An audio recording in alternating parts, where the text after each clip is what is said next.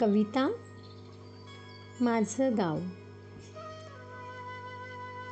जिथे पहाटे पक्ष्यांच्या किलबिलाटाने दिवस उजाडतो आणि सायंकाळी शेकोटीभोवती गप्पांचा मेळा रंगतो, तिथेच माझं गाव.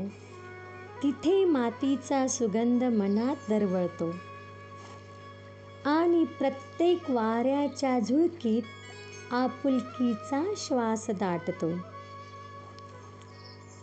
चार वस्तीची माणसं, चार दिशांचा गंध, सुख दुःखात साथ देणारा आपुलकीचा बंध. पूर्वेला पश्चिमेला, दक्षिणेला उत्तरेला, चारही बाजूनी माणसं, पण मन एकत्रच राहिलं.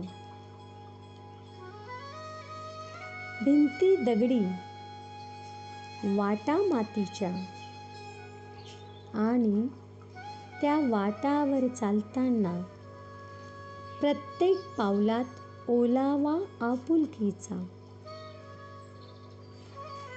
बालपण वाड्यात गेलं, पण वाडा वाडा म्हणता गाव कधी आवडायला लागलं समजलंच नाही. कोणी माणसं कायम राहिली नाही, पण त्यांचे हास्य, आवाज अजूनही वाऱ्यात मिसळले वाटतात. गावाने शिकवलं माणसातला माणूस ओळखायला, कला, नाती आणि संवेदना जपायला.